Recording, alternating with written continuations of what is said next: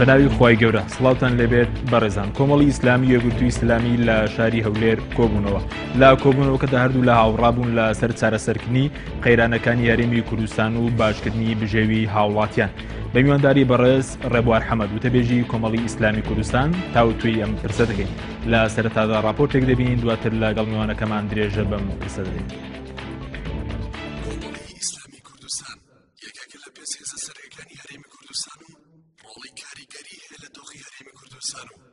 هەمیشەش لە پێناوی بەرژەوەندەکانی خەڵکدا قوربانی زۆری داوە. لاسی دۆخی هەرێم کۆمەڵی ئیسلامی کوردستان کە لەگەڵ سێ هێزی تر خاوەنی پڕۆژی هەموارکردنەوەی یاسای سەرۆکاتی هەرێمی کوردستانە و داوای سیستەمێکی پەرلەمانیەکات بۆ هەرێمی کوردستان. کۆمەڵ هەر لە سەرەتاوە ڕازگۆوە لەگەڵ پڕۆژەکەی و بۆ بنیادنانی سیستەمێکی پەرلەمان بۆ هەرێمی کوردستان کە دووربێت لە تاگەڕەوەی تێپەڕاندن لە دەسەڵات و لەو پێناوەشدا ئەرکەکانی خۆی جێبەجێ کردووە و دەیوێت هەرێمی کوردستان خاوەنی سیستەمێکی حکومڕانی تەندروست بێت کە تێیدا خزمەتکردنی هاوڵاتیان سەنتر بێت. کۆمەڵی ئیسلامی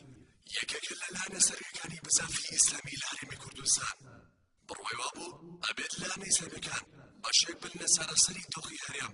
باڕاستی چاکردنی دۆخی خەڵک و نابێت ئیسلامیەکان لە سوورگەی کەس بخولێنەوە. استراتیژی کۆمەڵی ئیسلامی کوردستان وابوو کە ئەبێت ئیسلامیەکانی کوردستان لەکوێ نەعەدالەتی وستەم هەبێت ڕووبەڕووی ببنەوە چونکە ئیسلام فێری کوردون نابێت لە بەرەی سەمکار و نەعەدالەتاندا بن. دوای قەیرانەکانی هەرێمی کوردستانیش کۆمەڵی ئیسلامی بەڕاشکاوانە ڕای خۆی دەربڕیوە هیچ فشارێکیش وای لێ نەکردووە سەنگەری خۆی چۆڵ بکات. کۆمەڵی ئیسلامیش لەسەر هەولێرسەکانی و چۆڵەکردنی سەنگەری خەڵک لەمبەری زۆری بۆ دروستکراوە بەڵام کۆمەڵ بەسەر کەوتووی ئەم لەمپەرانەی تێپەڕاندووە بە ئەندازەی موویەکیش لەبەری خەڵک دوور نەکەوتۆتەوە. ئەگەر کۆمەڵی ئیسلامی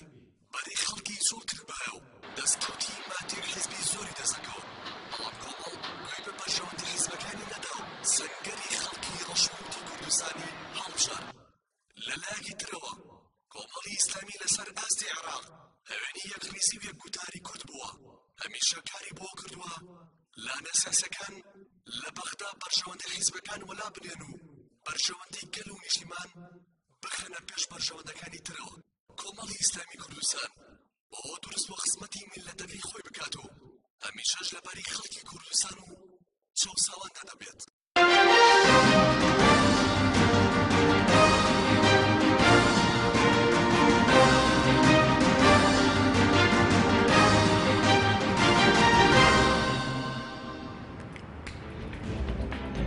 دووبارە سڵاوتان لەبێت بەڕێزان مامۆستا زۆر سپاس بۆ ئامادەبوون بەخێر بیت. ئەگەر لە سەرەتا لەوە دەست پێ بکەین ئەمڕۆ کۆمەڵی ئیسلامی یەکگرتووی ئیسلامی لەسەر ئاستی باڵا لە شاری هەولێر کۆبوونەوە ناوڕۆکی کۆبوونەوەکە لەسەر چی بوو؟ بسم الله الرحمن الرحیم. زۆر سپاس. طبعاً وەکو ئێمە لە ڕاگەیەنراوی هاوبەشی هەردوو ئەنجومەنی جێبەجێکردنی یەکگرتووی ئیسلامی و ئەنجومەنی سیاسی کۆمەڵی ئیسلامیشدا هاتووە. تەوەرەکانی کۆبوونەوەکە بە گشتی طبعاً جگە لەوەی کە کۆبوونەوەی دەوری ئێمە پێش ئەم کۆبوونەوەش لە سەر ئاستی هەردوو مەکتەبی سیاسی پێشووتر لە پێش کۆنگرە لەگەڵ یەکگرتووی ئیسلامی و لە دوای کۆنگرەش ئێستا لەگەڵ یەکگرتووی ئیسلامی کۆبوونەوە دەوریانەمان هەبووە زیاتر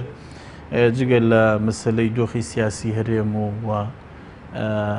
قسەکردن لەسەر حاڵەتی ئیسلامیش لە هەرێمی کوردستان و یەکگرتوو کۆمەڵ وەک دوو کاریگەرترین حزبی ئیسلامی لەسەر ساحەکە و خاوەنی ڕێژەی هەرە زۆری دەنگی ئیسلامیەکان لە کوردستان و دوو هێزی کاراش لە ناو پێنج هێزەکەی هەرێمی کوردستان تەمەن بێکەوە زۆر جار دراسی حاڵەتی ئیسلامیش کراوە و جگەلەوەی کە پەیوەندیەکانی نێوان هەردوو لاو گەشەدان بە پەیوەندیەکان تەوەرە ئەساسیەکانی ئەو کۆبوونەوە بوو.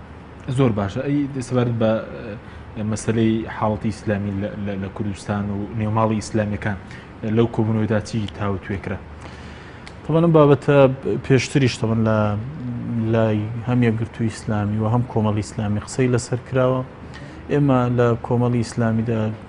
پرسی یەکریزی ئیسلامیەکان یا یەکبوون و یەکگوتاری ئیسلامیەکان یا لای ئێمە ئەسڵێکە وەکو ئەسڵێک لە کۆمەڵی ئیسلامی تێڕوانین و کۆمەڵی ئیسلامی هەر لە زوو هەڵوێستی ڕوونی لەو ڕووە هەبووە کە ئامادەی هەموو قوربانیدانێک بووە لە پێناوی ئەوەی کە یەک هێزی ئیسلامی کاریگەر بین لەسەر ساحەکە و بەیەکەوە خاوەنی پرۆژەیەکی ئیسلامی هاوبەش بین ئیسلامیەکانی کوردستان ئەمە ئەسڵ بووە بەڵام خۆتەزانی تەمە لە تەفاسیلی تەطبیقی ئەم ئەسڵە گفتوگۆ هەیە و ئەم کۆبوونەوەش یەکێکە لەو کۆبوونەوانەی لەڕێی و ئەو گفتوگۆیانەی کە ئەکرێت لەو ڕۆوە ئێمە وا ڕوانینە حاڵەتی ئیسلامی لە هەرێمی کوردستان کە جارە حاڵەتی ئیسلامی لە ڕابردوودایە هێز و تەوژمی ئیسلامیەکان لە هەرێمی کوردستاندا بەشێکی گرنگی خەباتی ڕزگاری خوازی گەلی کوردن و بەشێکن لەوەی کە خزمەتی گەورەیان لە ڕووی کۆمەڵایەتی و سیاسی و ئابووری و لەسەر هاست هەموو ئاستەکان بە هەرێمی کوردستان کردووە ئیسلامیەکان لە هەرێمی کوردستان زەرورەتێکن کە ئەبێ غەیرە ئیسلامیەکان پێش ئیسلامیەکان دان بەو حەقیقەتەدا بنن وەکو زۆر جار لە سەر زاری خەڵکێکی منصفی غەیرە ئیسلامی ئەمە ئەوە بیستین کە ئیسلامیەکان قەڵغانی پاراستنی هەرێمی کوردستان بوونە لە زۆرێک لە ئەو ئەفکار و بیر و بۆ چوونە نامۆیانەی کە داخڵ بەناو هەرێمی کوردستان بوون حاڵەتی ئیسلامی لای ئێمە و کۆمەڵی ئیسلامی ئەوەیە کە کۆمەڵ و یەکگرت و جارێکی کە ئێڵێمەوە وەکو دوو هێزی کاریگەری ئیسلامی لەسەر ساحەکە ئێمە باوەڕمان بەوەیە کە بتوانین لەسەر هەموو پرسەکان بەیەک و گفتوگۆ بکەین و خاوەنی هەڵوێستی هاوبەش بین خاوەنی بەیەکەوە خاوەنی گوتارێکی هاوبەش بین و بنەماکانیشی لای ئێمەوە کۆمەڵی ئیسلامی کام ڕۆژدارێکیکە هەردوو لا جەختمان لەسەر کردەوەکو لە بەلاکەشدا هاتووە سنتەر لای ئێمە ئەوەیە کە هاوڵاتیانی هەرێمی کوردستان و بەرژەوەندەکانی خەڵک و هاوڵاتیان بە سوود وەرگرتن لەو مەبادی و ڕێنمایی ئیسلامی و قورئانیانی کە باوەڕمان پێێتی لەو سۆنگەیەوە ئێمە بتوانین بە حاڵەتی ئیسلامی خزمەتی زیاتری گەلەکەی خۆمان و واقعی سیاسی هەرێمی کوردستانیش زۆر باشەگەر قسە لەسەر ئەوە بکەین کە ئێستا ئیسلامیەکانی کوردستان دەبێت لەم بارودۆخە چەق بەستوی هەرێمی کوردستان چ ئەرکێکیان لەسەرەوە دەبێت چ ڕۆڵێک ببینن لەم بارودۆخی هەرێمی کوردستان ئێمە باوەڕمان وایە تەبەن ئیسلامیەکان ئەو ڕۆڵە پێ بە دیاریکردنی کێشەکانی هەرێمی کوردستان و بە تێگەیشتن لە قەیرانەکانی ئێستای هەرێمی کوردستانە بێ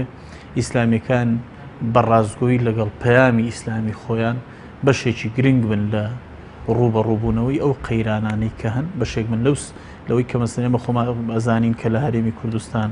دەرەنجامی حکومڕانیەکی ناتەندروست گەندەڵیەکی قوڵ لە جونگەکانی حکومڕانی لە هەرێمی کوردستان هەیە و بەرەنجامی ئەم گەندەڵیە و قەیرانە داراییەیە کە ئێستا ئێمە نەتیجەکەی بینین کە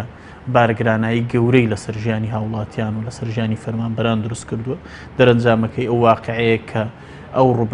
ڕوبع و نێو موچێش کە لە هەرێمی کوردستان هەبوو ئەوە حاڵەتی کە هەیە ئەرچی ئیسلامیەکانە لە هەرێمی کوردستان ڕوبەڕووی ئەو کێشانە ببنەوە و لە سەنگەری خەڵک و هاوڵاتیانی خۆیاندا بن و بەشێکی گرنگ بن لە چارەسەری ئەو قەیرانیانەی لە هەیە لە هەرێمی کوردستان و بەشێک بن لەوەی کە بە مانەوەیان لە سەنگەری خەڵک لە سەنگەری هاونیشتیمانیانی خۆیان بەڵام بە تێگەیشتن لەو ڕاستی کا بێت تەبایی سیاسی هەبێ و بێ گفتوگۆی جددی هەبێ لە نێوان هێز و لایەنە سیاسیەکان و ئامانجی شتەیدا تحقیقی بەرژەوەندی گشتی و بەرژەوەندی هاوڵاتیانی هەرێمی کوردستان ئێوە کۆمەڵی ئیسلام ئەو ڕۆڵەتان بینیوە کە ڕوبەڕووی قەیرانەکان ببنەوە پێم وایە ئەوە وەزیفەی هاوڵاتیانە و وەزیفەی خەڵکە لە دەرەوەی کۆمەڵی ئیسلامی ئەو شایەتە بدە بەڵام ئێمە خۆمان وەکو کۆمەڵی ئیسلامی بەڵێ باوەڕمان وایە کە کۆمەڵ لە ڕۆژی ڕاگەیاندنیەوە تا ئەمڕۆ قۆناغ بە قۆناغ بە تێگەیشتن لەو واقع تێیدا ژیا واقعی هەرێمی کوردستان ئەوەی هەڵبژاردووە کە خزمەتی خەڵکەکە کۆمەڵ ئەو ڕۆژگارانی کە پێی باش بوو بەشدار بێ لە حکوومەت بەشدار بوو کۆمەڵ ئەو کاتێک کە باوەڕی وا بوو لە سەنگەری ئۆپۆزیسیۆن بوون خزمەتی خەڵکەکە و ڕۆڵی چاودێری ئەبینێ چ لەسەر ئاستی سیاسی و کێزێکی سیاسی چ لەسەر ئاستی کوت لە پەرلەمانیەکەشی ڕۆڵی گەورەی بینی لەو قۆناغەوە کێچێک لە سێ هێزە سەرچەکەی ئۆپۆزیسیۆن لە قۆناغی بەشداریکردنیشی لە حکوومەتدا بەڵێ کۆمەڵ جارێکیکە لەو سنگەرە ماوەتەوە کۆمەڵەگەر بە بەشداریکردنی لەسەر نوێنەرەکانی لە حکوومەتدا لەسەر ئاستی وەزیر و لەسەر ئاستی حکوومەتە خۆجەیەکانیش بە دراسەوە تەقیم بکرێەوە ئێمە ئامادەین کە بەشداربووانی کۆمەڵ لە حکوومەتە خۆجەیەکەی سلێمانی کە تەنها لە حکوومەتی خۆجەیی بەشدارین و لەسەر ئاستی حکوومەتی هەرێمی کوردستانیش لەسەر ئاستی وەزیرەکان ئێمە ئامادەین کە نوێنەرانی کۆمەڵی ئیسلامی بدرێنە بەر نەشتەری ڕەخنەی خەڵک و فعلەن ئێمە شانازیەکەین بۆی نوێنەری ڕاستەقینەی خەڵکن و سەرکەوتوو بوونە بە بەراورد لەگەڵ ئەو واقعی کە تێیدا ئەژین بە شایەتی خەڵک ڕۆڵی گەورەیان بینی و لەسەر ئاستی کوتلەی پەرلەمانیش بەڵێ کۆمەڵ کوتلە پەرلەمانیەکەی نوێنەری خەڵک بووە نوێنەراتی خەڵکی کردووە لە سنگەری خەڵک ماوەتەوە بەڵێ چاودێرێکی کارا بووە تا ئەو ڕۆژەی پەرلەمان کارا بوو بەڵێ یەکێک بوو لەو هێزانەی کۆمەڵ کە ویستی پەرلەمان ڕۆڵی خۆی ببینێ کۆمەڵ لەسەر ئاستی ئەو پۆستەشی کە هەیبوو لە سەرۆکاتی پەرلەمان وەکو سکرتێری پەرلەمان بەشێکی گرنگ بوو کە ویستی مؤسسەی تەشریعی لە هەرێمی کوردستان پەرلەمان ڕۆڵی خۆی ببینێ و وەک دامەزراوەیەکی کارا نوێنەرایەتی خەڵک بکە و ئەو ئەرکەی بۆی دامەزراوە بۆی هەڵبژێردرا ئەو ئەرکە بینێ بەڵێ کۆمەڵ تا ئێستاش لە دوای ئەو قۆناغانش بە بەردەوامی هەڵوێستەکانی ئێمە هەموو هەڵوێستەکان کە ئەنجومەنی سیاسی کۆمەڵی ئیسلامی ئەنجومەنە هەڵوێستەکانی خۆی تەبەنی کردووە چ ئەوەی کە بەڕێز ئەمیری کۆمەڵی ئیسلامی بە فەرمی و توێتی وەکو ڕای ڕسمی کۆمەڵی ئیسلامی چ ئەوەی ڕاگەنراوەکانی ئەنجومەنی سیاسی چ ئەوەی لەسەر ئاستی ینی هەڵوێستی فەرمی کۆمەڵی ئیسلامی وتراوە هەمیشە بیر لەوە کراوەتەوە هەڵوێستەکانی کۆمەڵی ئیسلامی چەند خزمەتی هاوڵاتیانی هەرێمی کوردستانەکەن چەند خواستی گشتی خەڵک بەدیدێن و هەرگیز نەمانڕوانیوەتە خواستە حزبیەکانی خۆن نەمانڕوانیوەتە وەکو لە راپۆرتەکەی خۆشتاندا ئاماژدان پێکرد کۆمەڵ نەیڕوانیوەتە بەرژەوەندیە شەخسی و حزبی و خودیەکانی خۆی بەڵکو سەیری کردووە چی بۆ ئەزمموی حکومڕانی لە هەرێمی کوردستان دروستە چی سیستمێکی حکومڕانی تەندروست بەرهەمەهێنێ کە خزمەتی هاوڵاتی بکە کە هاوڵاتی بێتە سنتەری خزمەتکردنی سیستمێک کە دوور بێ لە احتیکاری سیاسی لەلایەن هێزێکی سیاسی و احتیکار بکرێت سیستمێکی حکومڕانی تەندروست کە فعلا نوێنەرایەتی خەڵک بکات کە تێیدا دەستا و دەستکردنی دەستەڵات بێتەکایە سیستمێک کە دامەزراوە ئەساسیەکان دامەزراوە بنەڕەتیەکان ڕۆڵی خۆیان ببینن پەرلەمان بە ئەرکی سەرشانی خۆی هەستێ دامەزراوەی قەزایی بە ئەرکی سەرشانی خۆی هەستێ حکوومەت بە ئەرکی سەرشانی خۆی هەستێ و هێز لایەنە سیاسیەکانیش احتیکاری هەموو جونگەکان دەکەن ئەوانیش وەکو بەشێک لە مجتەمع وەزیفەی خۆیان ببینن و ڕێکخراوەکانی کۆمەڵی مەدەنیش ئەرکی بارکی خۆیان هەستن ئەمە تێڕوانینی کۆمەڵی ئیسلامی و پێشمان وایە ئێمە خەباتەکەین لەو پێناوەدا کارەکەین تا ئەو سیستەمە حکومڕانی تەندروستە هێنینەکایە و باوەڕشمان وایە جگەل لەوە نەتەبای سیاسیمان بۆ دروستەکە و نە ئەزمونێکی حکومڕانی پێشکەوتوشمان بۆ ئەهێنێتە پێشکە لەسەر ئاستی دەرەوە شانازی پێ زۆر باش ئەگەر باز لە تێڕوانینی کۆمەڵی ئیسلامی بکەن لەسەر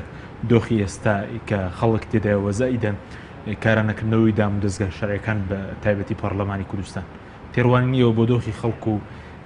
لە کارخستنی دامەزراوەکان و درێژەدان بە لە کارخستنیان چیە؟ جارێ ئێمە پێمان وایە تەمان ئەو لێکترازانە سیاسی گەورەی کە لە هەرێمی کوردستان هەیە کاریگەری گەورەی هەیە لەسەر واقعی حکومڕانی لە هەرێمی کوردستان لەسەر ئاستی حکوومەت و لەسەر ئاستی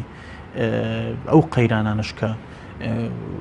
هاوڵاتیانی هەرێمی کوردستان ڕوبەڕووی بوونەتەوە بە تاکی دەگەر تەبای سیاسی بگەڕێتەوە بە تاکی دەگەر ئەو لێکترازانە سیاسیە بەرەو چارەسەر بچێ بەشێکی گەورەی ئەو قەیرانانە چارەسەر ئەبن ئێمە باوەڕمان وایە تەمەنجارێک لە کارخستنی پەرلەمانی کوردستانە مەجارێکی کەشەی هەڵینەوەکەوە پێمان وایە ئەمە پەڵەیەکی ڕەشە بە ئەزمموی حکومڕانێتی لە هەرێمی کوردستانەوە و هەتا ڕۆژێ زووتر پەرلەمانی کوردستان کارا بکرێتەوە ڕۆژێک زووتر ئێمە ئەم پەڵە ڕەشە بە ئەزمموی حکومڕانی خۆمان زووتر لا ئەبین و ڕۆژ بۆ هەنگاوێکی خێراتری شنین بە ئاراستەی چارەسەرکردنی کێشەکان ئێمە باوەڕمان وایە کە کاراکردنەوەی پەرلەمانی کوردستان دەستپێکێکی زۆر باشەوێ بۆ چارەسەری بەشێکی گەورەی کێشەکانی هەرێمی کوردستان و ڕەنگە لەوێ بتوانین گفتوگۆی جددی لە نێوان هێزولانە سیاسیەکان دەست پێ بکرێتەوە ئەمە پێشمان وایە تەمەنەمان لەسەر ئاستی ناوخۆ زەرری گەوری بە ئەزمموی حکومڕانی لە هەرێمی کوردستان کرد هەم لەسەر ئاستی دەرەوەش لەسەر ئاستی ناوچەی و نێودەوڵەتیژ زەرری گەورەی بە ئەزمموی حکومڕانی لە هەرێمی کوردستان دێمە سەر ئەوەش ئەمە لەسەر ئاستی دامەزراوەکان ئێمە پێمان وایە کە بێت دامەزراوەکانی دامەزراوە شەرعیەکانی هەرێمی کوردستان ڕۆڵی خۆیان ببینن و بارچی خۆیانسن و هەرچی زووترە یعنی کاریگەری حزب و دەستێوەردانی حزب لە ناو جونگەکانی حکومڕانی کەم بکرێتەوە و کۆتایی پێ بهێنرێت یعنی ئەو سیستەمە حزبیەی کە لە هەرێمی کوردستان هەیە زەرری گەورەی بە ئەزمموی حکومڕانی لە هەرێمی کوردستان گەاندووە لە ئێستاداژی هاوڵاتیانی هەرێمی کوردستان بەدەست گرفتی گەورەی بێموچەیی و بەدەست قەیرانی دارایی بەدەست ئەو قەیرانە دارایی سەختەوە دەناڵێنن هەرچی حکوومەتی هەرێمی کوردستانە ئێمە جارێکی کەش و کۆمەڵی ئیسلامی ئەڵێنەوە کە شەفافیەتی تەواو لە سەرچاوەکانی داهاتی گشتی هەبێ و بۆ هاوڵاتیانی هەرێمی کوردستانی ڕوون بکاتەوە وەڵامی پرسیاری پەرلەمانتاران و هەموو ئەو ڕۆژنامە نووسە و چاودێرە سیاسیەکان و هێز و لایەنە سیاسیەکان بداتەوە کە پرسیاری جددیان لەسەر داهاتی نەوت و داهاتی سامانە سروشتەکانی هەرێمی کوردستان هەیە و حکوومەت ئەریکێتی کە بە زووی گرفتی موچە وکو ئێمە لە بەلاکەشدا ئەمڕۆ هاتووە بتومانە گرفتی موچە چارە سەرکە و بەجددی ئاور لە بژێوی ژیانی هەوڵاتیان بداتەوە لەو ڕۆوە شکستێناوە کە ئێمە لە قەیرانی داراییدان مەسەلەن چارەسەرچنی قەیرانە دەگزە لەسەر شانی موچەخۆران و مەسەلەن فەرمانبەرانی هەرێم بووە پێتەوە لەو ڕۆ شکستێناوە کە لە ڕووی ئیدارەدان ئەم قەیرانەوە لە ڕووی چاکنەکردنی دۆخی خەڵک حکوومەتی هەرێمی کوردستان تەمان تەقسیرێکی گەورەی هەیە بەرامبەر هاوڵاتیانی خۆی لە هەرێمی کوردستان ئەمە نەکۆڵی لێ ناکرێت و ئەم حکوومەتە سەرچاوی ئەو جیاوازیە گەورەیە کە ئەو جیاوازە چینایەتەیە کە لە نێو تەبەقەکان جۆرێک لە تەبەقاتی لە هەرێمی کوردستان دروست کرد لە ئێستاش و لە ڕابردووشدا و لە ئێستادا تەمان حکوومەتی هەرێمی کوردستان بەشێکی گەورەی ینی داهاتی ئەم هەرێمی کوردستان لە ڕۆژگارەکانی پێش قەیرانی دارایش بەشێکی گەورە بەرەنجامی ئەو گەندەڵیەی کە گەندەڵیە مالیەی کە لە پرۆژەکانی لەسەر هەموو جومگەکانی حکومڕانی لە هەرێمی کوردستان هەبوو واقعی دارایی ئەزمموی حکومڕانێتی لە هەرێمی کوردستان تووسی نەزیفی کردووە نەزیفێک کە ئەمە ئێستا نەتیجەکەیەتی لە ئێستاشدا ینی ئەقلی ئەوەیە کە ئەگەر هەر هاوڵاتیەک یا هەر حکوومەتێک نتوانێت موچەی موچەخۆرەکانی خۆی بدە یانە لانی کەم نتوانێت نیوەی ئەو موچێشدا کە خۆی قەراری لەسەرداوە حکوومەتیانی بەخۆی وەڵامی ئەو پرسیارانە بداتەوە کە خۆ شکست چیانی شکست لەوە زیاتر کە حکوومەتێک لەو بارودۆخە حکوومەتێک کە ئەمە واقع سیاسیەکەیەتی حکوومەتێک کە ئەم پەرلەمانەکەیەتی حکوومەتێکیش ئەوە هاوڵاتیان و قەیرانە داراییەکەیەتی زۆر حکوومەتێک ئەوەش مەسئلەی سەرچاوەکانی داهات و سامانە سروشتەکانێتی کە 1001 پرسیاری لەسەر هەموو ئاستەکە ئێوە پێتان وایگەی دارەدانێکی باشی داهاتەکان هەبێ دۆخی خەڵک باشتر دەکرێت لانی کەم ئەگەر شەفافەتێکی باش هەبێت و هاوڵاتیانی هەرێمی کوردستان لانی کەم ئەگەر متمانیان بە حکوومەتەکەی خۆیان هەبێ و متمانیان بە دەستەڵاتدارانی هەرێم هەبێ بە ئیرادەیەکی بەهێزەوە بەرگی ئەو نەهامەتیان ناگرن کە ڕوبەڕوویانە بێتەوە بەس ئێستا ئەوەی هاوڵاتی ماندوو کردووەی کە متمانەی نییە زۆر باشە ئەگەر بینە سەر دۆخی ئێستا کۆمەڵێک هەوڵ هەیە بۆی کە دۆخی هەرێم بەرە و ئاسایی بوونەوە بچێت سەبارەت بە سەدانەکەی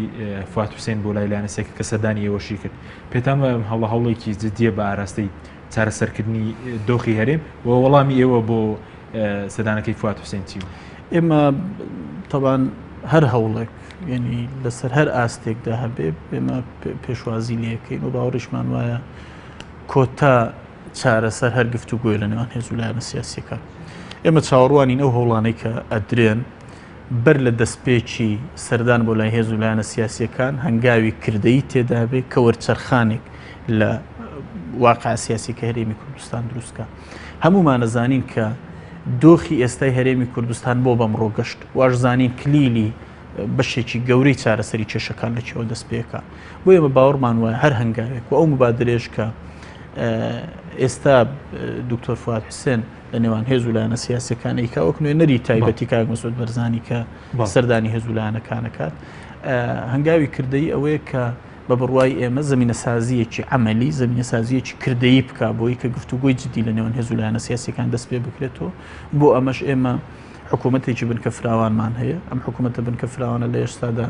بەشێک لە وەزیرەکانی دوور خراونەتەوە کە وەزیرەکانی بزوتنەوەی گۆڕانەوە پەرلەمانێکی لە کار خراومان هەیە ئێمە پێمان وایە یعنی لانی کەم جێڕانەوەی ئەو دۆخە بۆ دۆخە ئاساییەکەی وە کاراکردنەوەی پەرلەمان و خستنەوە سەر مەساری تەندروستی و مەساری یاسایی حکوومەت ئەوە دەستپێکێکی باشەوە بۆی کەلانی کەم نیەت باشیەکی باش بخوێندرێتەوە بۆ دەستپێکردنەوەی گفتوگۆ لە نێوان هێز و لایەنە سیاسیەکان و لەوێەوە قسە لەسەر کێشەکانی تری هەرێمی کوردستان بکرێ و کێشانەی کە ئەو لێکترازانە سیاسی دەست پێ کردو ئێمە تێگەیشتنی ئێمەیە بۆ هەر هەوڵێک کە هەبێ بۆ ئاساییکردنەوەی بارودۆخی سیاسی هەرێم و ئەم وەڵامەش ئێمە بۆ هەر کەسێک وەڵامی هەر کەسێکمان داوەتەوە کە مبادرەیەکی پێوبێ لە ناویشیدا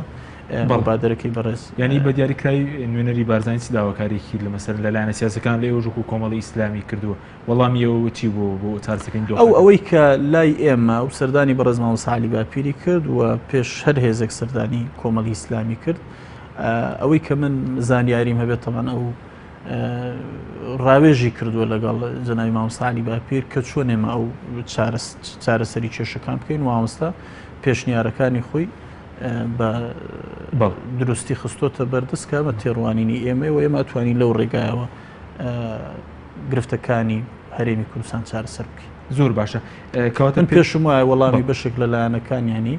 ڕەنگە بەشێکی ئەو چوار لایەنەی کە پێش و خاوەن یەک پرۆژە بوون ڕەنگە وەڵامیەکانیان لەو ڕۆلەیەک نزیک بوو بێ و ئەمەش ڕێگایەکی کورتترەدا بۆی کە چارەسەری کێشە باشی وەڵامی وەکو کۆمەڵی ئیسلامی بۆ چارەسەرکردنی ئەم دۆخە چییە؟ خۆ باسم کردێمە پێمان وایە زمینە سازیەکی کردەیی هەبێ بۆ دەستپێکردنەوەی گفتوگۆکان. ینی پێ دوایە لەم دۆخەدار کۆبوونەوەی بکرێت بەبێ زمینە سازیان جامی نابێت؟ بەتەکیت ئێمە پێشتریش بەشدار نەبووین لە کۆبوونەوەی هێز و لایەنە سیاسیەکان لە بەرەوەی باوەڕمان وا و بەبێ زمینە سازی کۆبوونەوە دەرەنجامی نابێ و ئێمە فعلەن ئەوەی کە ئێمە تەوەقعمان کرد هاتە دی کە ئێمە تەمە نامانە کرد بەبێ ئێمە نەتیجەی هەبێ بەڵام بەداخەوە کە نەیبوو. باشە زمینە سازیەکە دەبێت کێ بیکات لەکوێوە دەست پێ بکات ئەرکی کێیانی دەبێت لە کێوە زمینە ئێمە پێمان وە ئەرکی پارتی دموکراتی کوردستانە کە پەرلەمان کارا بکاتەوە و واقعی سیاسی هەرێمی کوردستان دۆخی هەرێمی کوردستان ئاسایی بکاتەوە بۆی گفتوگۆ جدی دەست پێ بکرێت. پێدوای کلیلەکە چارەسەر لای ئەوانە بەتەکیت بۆ پەرلەمان لەکوێ لە کار خراوە. باشە یاریکی هێزە سیاسەکانی ترچیە مەسەلەن تەناو ئەرکی یاخودی هێزە سیاسەکانی تریژ نا لە قۆناغی یەکەم بەتەکیت یعنی لە قۆناغی یەکەم ئەرکی پارتی دموکراتی کوردستانە پەرلەمان کارا بکاتەوە و ئەرکی ئەوانە کە ئەو دۆخی هەرێمی کوردستانە ئاسایی بکەنەوە دوای ئەوە بەتەکیت ئەرکی هەر پێنج هێزەکەیە هەر یەکە و بە ئەندازەی بەرپرسیارەتی خۆی ڕۆڵ ببینی لە سەرخستنی گفتوگۆکان بە ئیرادەیەکی جددی و دەستپێکردنەوەی گفتوگۆی جددی بۆ چارەسەری کێشەکانی هەرێمی کوردستان وەجگەلەوە هیچ ڕێگا چارێکیکەمان نییە. ئەو کات لە سەرمێزی گفتوگۆ ئەکرێت کە ینی گرفتەکانی هەرێمی کوردستان دۆخی هەرێمی کوردستان وردە وردە بەرەو حاڵەتی ئاسایی ببرێتەوە. زۆر باشە بۆچی سەرجەم هێزە سیاسیەکان باز لەوە دەکەێت کە ئێمە هەمومان لەگەڵ ئاساییکردنەوەی دۆخی هەرێمدا بەڵام هەنگاوی عملی نابینرێت. باش کەم هێزە سیاسیەکان باز لە ئاساییکردنەوەی دۆخ پێم وایە هەر بۆچی مەسەڵەن دۆخەکە ئاسایی ناکرێت نەتوان بە ناوی کۆمەڵی ئیسلامی قسە بکەم مەگەر کۆمەڵی ئیسلامی هەر ئەرکێکی لەسرە بۆی کە ڕۆڵ ببینێ لە ئاساییکردنەوەی دۆخی هەرێمی کوردستان بێ ئەوەی کاکەوێتە سەر کۆمەڵی ئیسلامی کۆمەڵ هیچ دوو دڵنی هەنگاوی خۆیانێ یعنی هەر هێزێک ئەوەی کە ئەرکی سەرشانیەتی و ڕۆڵ ببینی لە ئاساییکردنەوەی بارودۆخی سیاسی بێ ئەو ڕۆڵە ببینیەوە بێ ئەو هەنگاوە بنێت. بەڵ زۆر باشە ئەی سەبارەت بەوە کە پێشتر جگە لە فوات حوسێن دەست پێشخەری مام سەلاحەدین محەممەد بەهادینی شەبوو بۆ چارەسەرکردنی قەیرانەکان. ئێمە ئەوەی کە دەست پێشخەریەکەی بەڕێز مام سەلاحەدین محەممەد بەهادینی شێمە پێشوازیمان کردووە ئەو هەوڵی جەنابی مام سەلاحەدینیش ئێمە وات مەنی سەنجماندا کە ئەویش تەمەن لەگەڵ هێز و لایەنە سیاسیەکانی کە گفتوگۆ ئەمڕۆژ لە کۆبوونەوەی ئەمڕۆی هەردوو لە ئەو باسی بەشێک لە دەرەنجامەکانی ئەو گفتوگۆ ئەو هەوڵەی خۆی کرد ئێمە پێشوازیمان لەو هەوڵەش کرد بەڵام خۆ جارێت لە ئێستادا تەمەن ئەویش دیار نییە کە فعلەن بە نەتیجەیەکی ڕوون گەیشتووە کۆتایی بە مبادرەکە ئەویش هاتووە. بەڵ زۆر باشە کاتمان کەمەوە ئەگەر بە دیاریکراوی باز لە مەسەلەی گیراوەکانی کۆمەڵی ئیسلامی بکەین ئێستا باز لەو دەکەێت دوای مانگێک تاکو ئێستا ئازاد نەکراون کۆمەڵی ئیسلامی جۆرێک لە بێدەنگی هەڵبژاردو ئایەوە بێدەنگن بەرامبەر بە ئەو کاتیرانی خۆتان جارێ ئێمە تەمەنجارێک شکایڵینەوە لە قۆناغی یەکەم کۆمەڵی ئیسلامی دوایەوەی ڕاگەنراوی ئەنجومەنی سیاسی دەرکردووە هەڵ تێڕوانینی خۆی دەربارەی هەردوو گیراوەکەوە ئەو تۆمەتانش کە خراونەتە پاڵیان خستێ ڕوو خۆشببختانە تێڕوانینەکانی کۆمەڵی ئیسلامی دروست دەرچوون و فعلەن دوو کادیرەکەی کۆمەڵی ئیسلامی تەواو بێت تاوانن و هیچێکی لەو تۆمەتانیان بە دوور و نزیک لەسەر ساغ نابێت و بەداخەوە تا ئێستاش بەبێت تاوانی دوو کادیرەکەی کۆمەڵی ئیسلامی لە زینداندا ماونەتەوە. کۆمەڵی ئیسلامی لە قۆناغی یەکەم هەوڵیدا لە ڕێی تەختی ئیعلامی واقعەکە بکاوە بۆ پێشانی هاوڵاتیانی هەرێمی کوردستان و هاونیشتیمانیانی بدا کە هەم کۆمەڵی ئیسلامی تێڕوانینە سیاسەکەی خۆی چۆنەوە هەم کۆمەڵ هێزێک نییە کە ڕابردووی کۆمەڵ ئەوەی سەلمان بوو کۆمەڵ ڕاستگۆیانە مامەڵە لەگەڵ خۆی و لەگەڵ میلەتەکەی و لەگەڵ هێزە سیاسەکانی شەکە و زۆر جاریشێمە ئەم ڕازگۆیە ڕەنگە لە هەندێک بەرژەوەندی مەودا کورد زەرمان لێ کردوێ بەڵام پێمان وایە هێزی سیاسی ئەبێ میستاقیەتی لەناو خەڵک و جەماوەرەکەی خۆی هەبێت بە خۆشحاڵیەوە و ئەوەی ئێمە دەرچوو و بێدەنگیشمان لە ئێستادا پێیوەستە بەوەی کە کۆمەڵ هەوڵی سیاسی هەیە بۆ ئازادکردنی ئەو دوو کادیرەی کۆمەڵی ئیسلامی و ڕەنگە ئەمەش قۆناغێک بێ کۆمەڵ چاوەڕوانەکەم دوو کادری کۆمەڵی ئیسلامی کە ببێت تاوانی گیراون چ لەسەر ئاستی دادگاوە لەسەر ئاستی حکوومەتی هەرێمی کوردستان و هەموو ئەو لایەنانەی کە بەرپرسن لە دۆسی ئەو دوو کادری کۆمەڵی ئیسلامی و دوو کادری کۆمەڵ هەرچی زووترە ئازاد بکرێن و بگەڕێنەوە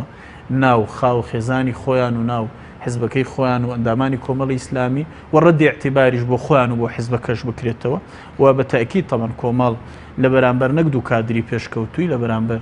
یەک ئەندامی خۆشی بێدەنگ نابێ بەتاکید ئێمە چاوەڕوانی بەتاکید کۆمەڵ لە کاتی خۆیدا تەمەن هەڵوێستی خۆی بێ ئەرچی سەرشانیەتی باشە هیچ وادەیەکدانرا بۆ ئازادکردنیە ئێمە چاوەڕوانین بەنی ئەبووە ئێستا ئازاد بکرێن سپاس دەکەین بەڕێز مامۆستا ڕێبوار و تەبێژی کۆمەڵی ئیسلامی دۆ سپاس بۆ بەشداریت لە بەرنامەکەدا بەڵێ بینێرانی بەڕێز لە بەشی دووەمدا باز لە خراپی دۆخی دیکوالەتی دەرمان لە هەرێمی کوردستان دەکەین دوای و ناوبڕە دەگەڕێنەوە وڵاتان لەگەڵمان بمێنەوە.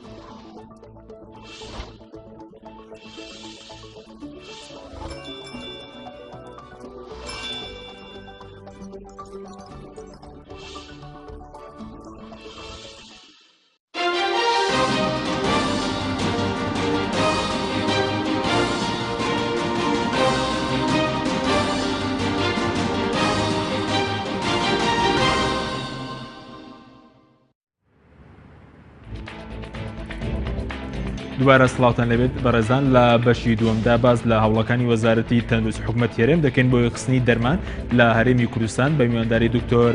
ئارام ڕۆستەم سەرپەرشتیانی هێنان و کۆنتڕۆڵی دەرمان لە وەزارەتی تەندروستی حکوومەتی هەرێمی کوردستان ئەوکات ڕاوێژکاری وەزیری تەندروستی حکوومەتی هەرێمی کوردستان لە سەرەتا راپۆرتێک دەبین دواتر لەگەڵ میوانەکەمان درێژە بەم پرسە دەدەین.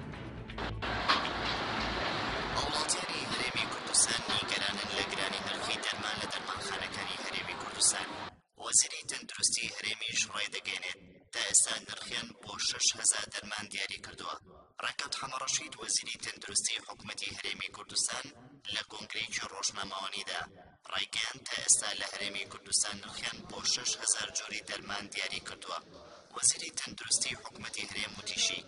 ئێستا لە پارێزگای دۆڵکێ خستنی نرخی دەرمان جێبەجێکراوە لە هەولێر و سلەیمانیش لە جێبەجێکردندایە. ڕێکەوت هەمڕەشید ئاماژەی بەوەش کرد پێشتر لە ڕێگەی سندیکای دەرمانسازان خەریکی ئەوە بووین نرخی دەرمان یەک بخەین، بەڵام هەوڵەکانی ئێمەیان جێبەجێ نەکرد. ئێستا دەمانەوێت لە ڕێگەی پارێزگار و ئیدارە سەربەخۆکان ئەو پرۆسەیە جێبەجێ بکەین. لە وەڵامی پرسیارێکی پەیامنێری پەیامیشدا دەربارەی بەسەرچوونی دەرمان لە کۆگاکان وەزیری تەندروستی ئەوەی خستە ڕوو لیژنەیەکمان بە بەردەوامی سەردانی کۆگاکان دەکەین، بەڵام داخستنی کۆگاکان لە دەسەڵاتی ئێمەدا نییە. لە هەرێمی کوردستان نرخی دەرمان گرانە و تا ئەوەکو ئێستاش یەکخستنی سەرجەم جۆرەکانی دەرمان لە هەرێمی کوردستان نەچۆتە بواری جێبەجێکردنەوە و زیانمەندی یەکەمیش لەو پرسە هاوڵاتیانن.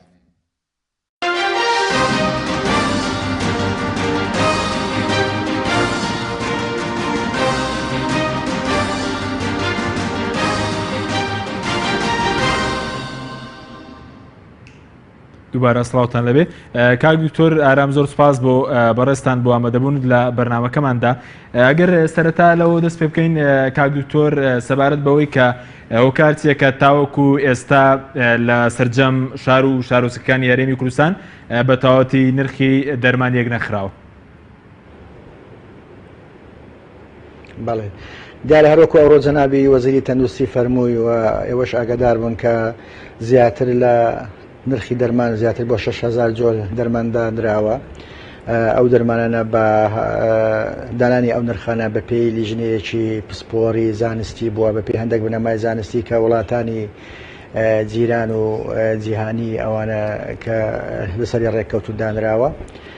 لەسەر ئەو بنەمایە بۆ کە نرخی تێچووی ئەو دەرمانانە لە کۆگای بەرهەمێنە چەندە و نرخی هاتنەوەی گەیشتنی بۆ کوردستان چەندە و هەروەها کۆمپانیاکە چەندە خاتە سەری وەکو قازانجی خۆی ئێمە ئەو ڕێژەمە کە بۆ دانراوە دامان ناوە کە دەرمان ئەبێ کۆمپانیا بە چەند ئەبێ بیفرۆشێ بۆ کۆگای دەرمان و هەروە کۆگای دەرمان ئەبێ بە چەند بیفرۆشێ بۆ دەرمانخانە و دەرمانخانە بە چەند بیفرۆشێ بە هاوڵاتی خۆتان نەزانن ئەوە ئێمە لە ساڵی 2012 ئێمە دەستمان بە پرۆسەی چاکسازی لە دەرمان کردو بە شێوەیەکی ئەکتیڤانە وەکو نرخی دەرمانیش یەک بۆ لەلایەنەکان ینی وەکو لە هەم لە ڕێگە پێداین دەرمان و پشکنینی دەرمان و دانانی نرخ و ئەوجە چاودێری بازار دیارە ئەمە پرۆسەیەکی زەحمەتە پرۆسەیەکی ئاسان نییە وڵاتانی دەرودراوسێ ئەمە زیاتر لە 12 ساڵ خەریکی بوون تاکو توانیان ئەو کارە بکەن حەزەکەم بزانین کە وەزارەتی تەندروستی عراقی فیدراڵ ماوەیەکی زۆر پێش ئێمەش خەریک بۆ تا ئێستا نەیتوانیوە سەرکەوێت لەو بوارەدا ئێمە بە هاوکاری سندیکای دەرمانسازانی کوردستان توانیمان ئەو نرخانە دابنین و ئەو نرخانە شەمووی لە بە CD هەروەها بە هارد کۆپی ڕەوان کراوە بۆ سندیکای دەرمانسازانی کوردستان ئەوانش بۆ لقەکانی هەولێر و سلێمانی دۆک ئەوانش بۆ دەرمانخانەکان بەڵام نەتوانراوە لەبەر ئەوەی ژمارەیەکی زۆرە ژمارەیەکی زۆر ئەو دەرمان هەیە لەبەر ئەوە کە نەتوانرا بەڵێ زۆر باشە کاگەڵەوەی کە بەڕێستان ئەمڕۆ وەزیری تەندروستی لە کۆنگرە ڕۆژنامەسکە باسێکە کە 7,000 جۆری دەرمان نرخی لەسەر دیاریکراوە بە دیاریکراوە ئێستا چەند هزار جۆری دەرمان لە بازاڕێەوە و کارەکەش تێکەم یەخستنە سەرجەم پارێزگەکانی یاریمی کوردستان دەتەواوەتی ئێستا جێبەجێ نەکراوە ڕێگری و لەمپەرەکان چی بوونە؟ خۆی چییە؟ دەرمانخانەکان سەر بە سندیکای دەرمانسازانی کوردستانە دەرمانخانەکانی کوردستان وایە کۆگەکانی دەرمان سەر بە سندیکای دەرمانسازانی کوردستانە ڕاستەخۆ سەر بە وەزارەتی تەندروستی نییە لەسەر ئێمە ئەوەیە ئەرچیمە ئەوەیە تەنها ئێمە بتوانین کە نرخی دەرمان دابنێن بە هەماهەنگی لەگەڵ ئەوان لەگەڵ لیژنەی پسپۆر بەڵام ئەویتر دەکەوتەوە سەر سندیکای دەرمانسازانی کوردستان من حەزم دەکرد لە گاوانی چاپێکەوتنێک بکەن سندیکای دەرمانسازانی کوردستانیش ئەڵێن بە پێی یاسای ژمارە چلی ساڵی هەفتە ئەبێ نرخی دەرمانەکان لەسەر پاکەتەکە کارگەی بەرهەمهێنەر بینوسێ بەڵام دیارە ئێمە خۆ حکومت نین هەتاکو بتوانین تاسیرێکی زۆر لەو کارگانە بکەین کارگەی بەرهەمهێنەرگە بۆ 5 میلیۆن کەس کە دانیشتوانی کوردستانە ئەو کارە بکە بۆیە لەمپەرەکان ئەوانن بەڵام لەگەڵ ئەوەشدا هەندێک لقەکانی سندیکای دەرمانسازانی کوردستان لەوانەتر ئەکتیڤتر بوون بۆ وێنە هەر ئەوڕۆ هەروەکو جەنابی وەزیری تەندروستی باسی کرد لە پارێزگای دهۆک بە شێوەیەکی باشتر جێبەجێ کراوە وەروها لە هەولێر و سلێمانیش هەتا حدێکی باش جێبەجێ کراوە بەڵام هێشتا وەکو پێویست نییە ئێمە ناچار بوون لەم دوایەدا هەندێک هەنگاوی تر بنێن بۆ ئەوی بتوانین ئەو کارە جێبەجێ بکەن ڕەنگە ئەو هەنگاوانەشمان پێخۆش نەبێ بەڵام وەکو حلێکی ئەخیر حلمان ئەوە بوو کە داوامان لە پارێزگاکان کردووەرەوە لە قایمقامێتەکان کرد ئەوان لیژنەیەکی تایبەتی پێک بێنن و سیدیەکان ینی نرخی ئەو دەرمانەمان داوەتە ئەوان دەتوانن بەسەر دەرمەخانەکەدا بگەڕێن و هە دەرمەخانەیە کە سەر پێچی بکە سزا بدرێ زۆر باشە کاکتۆریانی سەبارەت بۆی کە 7,000 جۆر نرخی لەسەر دیاریکراوە بە دیاریکرا ئێستا چەند هزار جۆر دەرمانی ترماوە لە بازارەکان هەرێمی کوردستان کە نرخەکانیان یەک بخرێت بەڵێ ئەو دەرمانانەی کە لە لیستی نیشتمانی عراقی هەیە ناشنال درەگ لیستە کە لە عراق و لە کوردستان ئەپروڤ کراوە نێزگەی دا بۆ 11,000 کە دەرمانە بێ بەڵام ئەوانەی کە بە زۆری بەکاردێ نزیکەی 9,000 دەرمان 9,500 دەرمان ئەوانە زیاتر خەڵک بەکاری دێنێ بەڵام ئێمە پرۆسێش کەشمان هەیە ئێستا بە بەردەوامی ئێمە کاری لەسەرەکەین لە مانجی دوی ئەم ساڵەوە هەر دەرمانێک بە شێوەیەکی یاسایی کە دێتە کوردستان دێتە کوالتی کۆنتۆل لەوێ لە کوالتی کۆنتۆل بەستم بەڕێوەبەراتی هێنان و کۆنتۆلی دەرمانە کە ئەو دەرمانە دوایەوێ لە پشکنین دەرەچێ ڕێگەی پێنادرێ بفرۆشێ هەتاکو ستیکەری لەسەنەوێ ئەو ستیکەرش ئێستاکە نرخەکانی لەسەرە و نرخەکە بە دۆلارە ڕۆژانە دەتوانێت کە دەرمانخانەکان ئەو دۆلارە بشتێنەوە بە دینار کە بە نرخی ڕۆژی بیفرۆشن یعنی ئەگە بێت و ئەوەش نەکرێتن ئەمە لە ڕەنگە ماوەی ساڵێکە بتوانین هەموو ئەو دەرمانێک کە دێنە کوردستان ئەوانەی کە لە ڕێگەی کوالتی کۆنتڕۆلەوە دێن ئێمە بتوانین نرخی لەسەدا بنێن. زۆر باشە کاکتۆر ئەو پرۆسەی یەخستنی دەرمان یعنی سوودەکەی بۆ هاوڵاتیانی کوردستان چییە؟ ینی دەکرێت بڵین لە سەدا چەند ینی جیاوازی نرخ کەم دەکاتەوە سزای ئەو دەرمانخانە و سەیدەلانەتیە کە پابندی ئەو ڕێنمایە نابن. بەڵێ دیارە ئەمە هەر لە هەموو ئاوات و ئامان زبان ئەوەیە کە هاوکاری و هەروها هەماهەنگی و هەروە خەمخۆری کۆمەڵانی خەڵکی کوردستان بە تایبەتی ئەوە خەڵکی ستەمدیدەی کوردستان کەوانەی هەژارن و کەم دەرامەتن و هەروە خەڵکی نەخۆش کە پێی خۆی پێویستی بە هاوکاریە. ئێمە چەندەها فلتەرمەندانەوە بۆ دەرمان یەکەم لە لیژنەیەکمان هەیە پێدەێن لیژنەی باڵای پەسەندکردنی دەرمان هەر خۆم سەرۆکی ئەو لیژنەیەمە لەوێ فلتەرێکی زۆر هەیە جگە لەوەی کەم و هەر مۆلیکولێکی دەرمان دێتە کوردستان ئێ بەدەبی لیژنەیەک بەڵێ پرۆفیسۆر بەڵێ کوورەکە ئەبێ گفتوگۆ لەسەر نرخەکەی دەکەین باوەڕ بکە دەرمانی وا هەبووە پاکەتی دەرمان لەسەری نووسراوە ئەبێ ئەو دەرمانە بە 75 دلار بفرۆشیانی کابرای کۆمپانیا 75 دلاری داناوە بۆ پاکەتی دەرمان ئێمە ڕەفزمان کردووە وتمانە بەو ساڵانە نامانەوێت دوای ئەوەی کە لێکۆڵەتونمان کردووە 75 دلارەکەمان کردوەوە 24 دلار 22 دلار یعنی واتە 52 دلارمان لە یەک پاکەت دەرمان هێنێتە خوارەوە لە فلتەری پەسەندکردنی دەرمان بۆ ئەمەش ئێمە ڕەنگە تووشی کێشە بوون لەو شتەش. ئینجا لیژنەیەکی باڵا هەیە بۆ نرخی دەرمان ئەویش هەر خەڵکێکی شارەزانە ئەویش هەر بە سەرپەرشتیاری خۆمە لە خەڵکێکی شارەزا پێکاتوە هەروەکو پێشتر باسم کرد بە شێوەیەکی زانستی ئێمە نرخ بۆ دەرمان دادنێن تاوان ئەوە وای لێ کردووە کۆمپانیا نەتوانێت وەکو جاران بەکەیف خۆی نرخ بۆ ئەو دەرماندا بنەکەیێتە کوردستان. جەنابی وەزیری تەندروستی بە سوپاسەوە ئەو دەسەڵاتی پێداوین هەر دەرمانێک هەر کۆمپانیایە کە نەتوانێت کە ئەو نرخی ئێمە کە بۆ داوین ئەگەر پابند نەبێ ئێمە دەکرێت ئەو دەرمانە هەنێن بێتە کوردستانەوە لەبەر ئەوە ئێمەش زەختێکی زۆر لە کۆمپانیاکانەکەین ئەنی بە شێوەیەک کە زەختەکەن هەندێک لە کۆمپانیەکان باوەڕ ناکەم ئێستا قازانجێکی وا بکەن هەموو حاڵەتێکمان کە لێک داوەتەوە وەکو چۆن وڵاتانی دەرو دراوسێ. بەڵێ زۆر باشە بە دیاریکراوی ئەو یەخستنەی دەرمانە بە تەواوەتی کەی لە هەموو پارێزگاکانی هەرێمی کوردستان ینی جێبەجێ دەکرێتەوە بۆی کە کاریگەری هەبێ لە سەرژیانی خەڵک بە دیاریکراوی کەی جێبەجێ دەکرێت کە جیاوازی نەمێنێ لە نێوان دەرمانخانەکان بۆ پێدانی دەرمان بە هاوڵات ینی بە دیاریکراوی مودێک دیاریکراوە.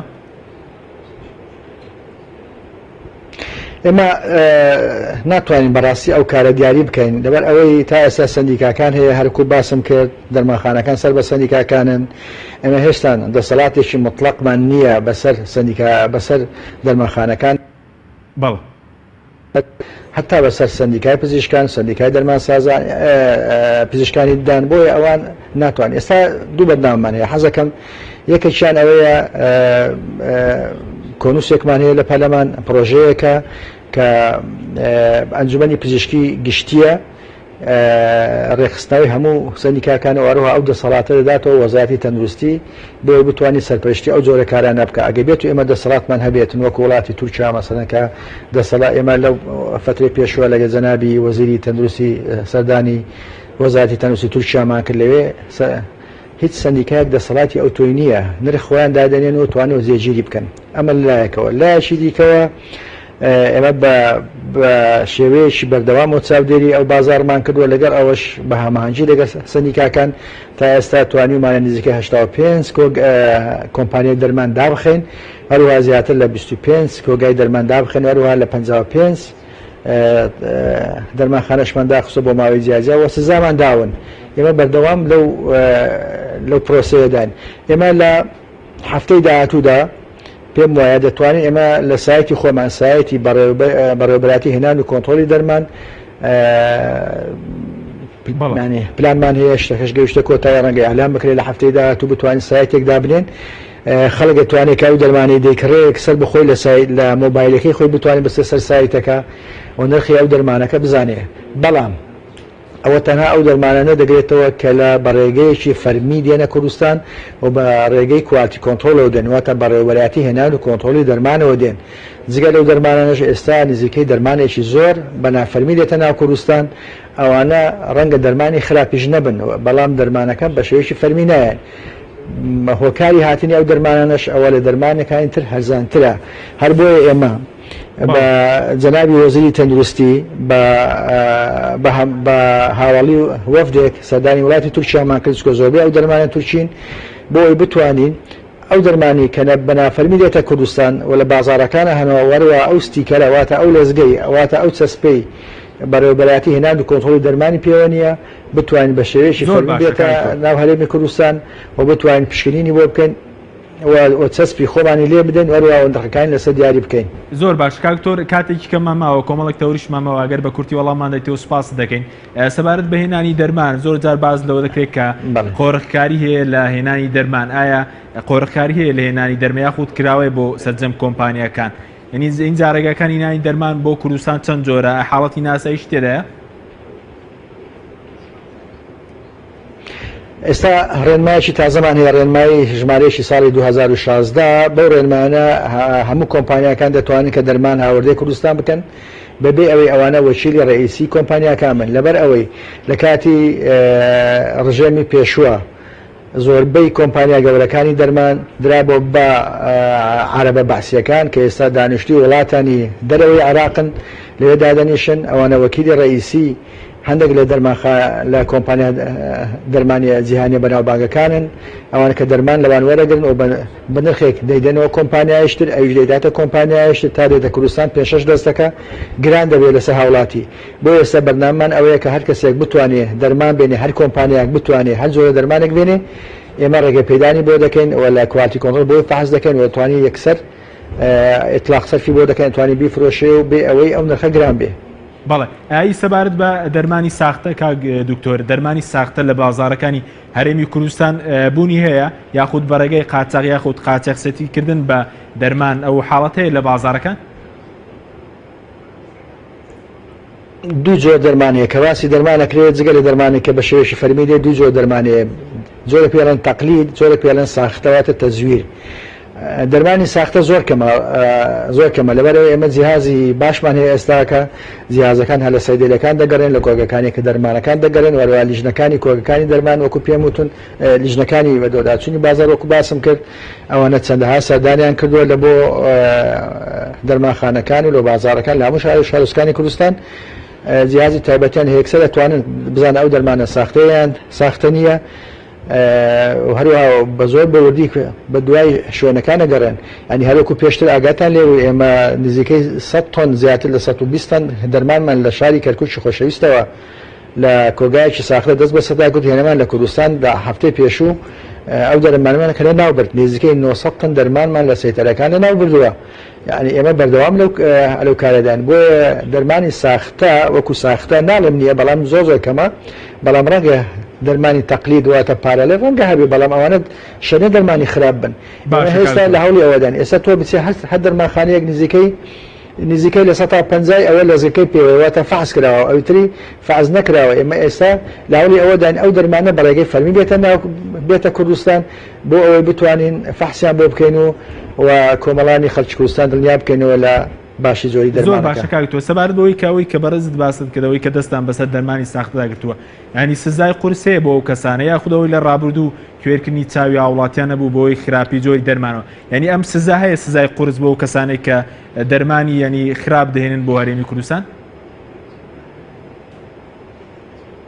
برای بەڕێزم خۆت دەزانێ ئێمە جیهاتێکی تەنفیزینینە ئێمە تەنها چین ئەو دەرمانە دەگەین و ئەوراقانی ڕەوانی دادگا دەکەین دادگا بە خۆی قانونی خۆیە بە پێی ئەوە لەگەڵێنەکە ئیتر خۆی ئەوان کە لێ کۆنەکە لەسەرەکان هەروەکو باسم کرد هەندێک کاتی خۆی هەندێک کۆمپانیامان داخست بە ماوەی جیاجی هەبوو ماوەی ساڵێک هەبوو ماوەی 6 مانگ هەبوو کەمتر هەیە زیاتر بووە دادگاکانیش بخۆیان بڕیاریان داوا لەسەر مەسەلەی هەرکو ئەو دەرمانی کە باس کرد ئاڤستینیان هەر دەرمانێکی کە بێتن یعنی ئەوە ئێمە ئەوراقان ڕوانی دادگا دەکەن دادگا خۆی ئەوە لایەنێکی خۆتە زانی زۆر باش دادوەری ئەوان بڕیار لەسەر زۆر باشە ئەگەر بە کورتی وەڵامی چەند پرسیارێکی تشمان بدەیتەوە سەبارەت بەوەی کە ئێستا حکوومەتی عێراقی تەواوی بەشە دەرمانی هەرێمی کوردستان دەنێرێت یاخود تەواوی بەشە دەرمانەکە ڕەوانە ناکات بۆ هەرێمی کوردستان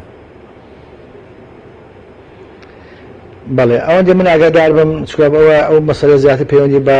بەڕێوەبەری کاروباری تەندروستی و بەڕێوەبەری گشتی کاروباری تەندروستی زۆر پەیوەندی بەمنەوە نیە چکە من بەڕاستی تەنها کۆنتڕۆلی دەرمان علاقی بە منە ئەوەندە من ئاگادار بم نەخێر ئەو دەرمانە وەکو پێویست ناگاتە کوردستان بە تایبەتی دەرمانەکانی ئەو نەخۆشە درێژخایەنەکان وەکو دەرمانەکانی زەخت و شەکرە و هەروەها دەرمانەکانی نەخۆشی ڕۆماتیزم و هەروەها دەرمانەکانی نەخۆشی شێرپەنجە بەداخەوە ئەمە بارگەرانێکی زۆری بۆ وەزارەتی تەندروستی دروست کردووە جگە لەوەی کە ئەو نەخۆشانەی هەمانە خۆ دەزانی نزیکەی 2 ملیۆن هاوڵاتی کە خزیونەتە کوردستان یان ئاوارەی هاتوونەتە کوردستانیان خوار و ناوەڕاست عێراق نشیجێ بوون ئەوانی زۆرەها نەخۆشیان هەیە ئێستا بارگەرانێکی قورسە لەسەر ئێمە نەخێر ئەو دەرمانانە وەکو پێویست ناگاتە هەرێمی کوردستان بەڵێ ئەی سەبارەت بە قەیرانی دارایی تا چەند کاریگەری هەبووە لەسەر هێنانی دەرمان و کڕینی دەرمان لە لای وەزارەتی تەندروستی حکوومەتی هەرێمی کوردستانەوە وەڵی ڕاشکاوانە قسە بکەین کاکە پارێکی زۆری کۆمپانیاکان قەرزارین ئێستا کۆمپانیەکان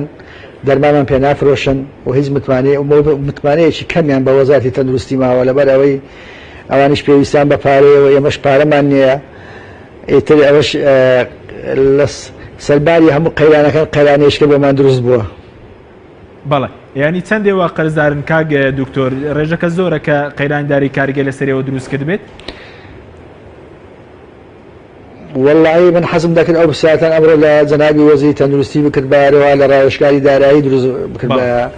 بەڵام ئەوەندی من ئاگادار بم نزیکەی 100 ملیار دیناری قەرزاری کۆمپانیەکانی بەڵێ بەڕێز دکتۆر ئارام ڕۆستەم عەبدوڵڵا بەڕێوەبەری سەرپەرشتیاری هێنان و کۆنتڕۆڵی دەرمان لە وەزارەتی تەندروستی حکوومەتی هەرێمی کوردستان و ڕاوێژکاری وەزیری تەندروستی حکوومەتی هەرێمی کوردستان زۆر سوپاسی بۆ بەڕێستان کە لە هەولێرەوە لەگەڵ ماوەی زۆر سوپاس بەڵێ بینەرانی بەڕێز و خۆشەویست سوپاسیش بۆ ئێوە کە تاکو ئێستا لەگەڵمان بوون تا بەرنامەیەکی تر بەخواتان دەسپێرن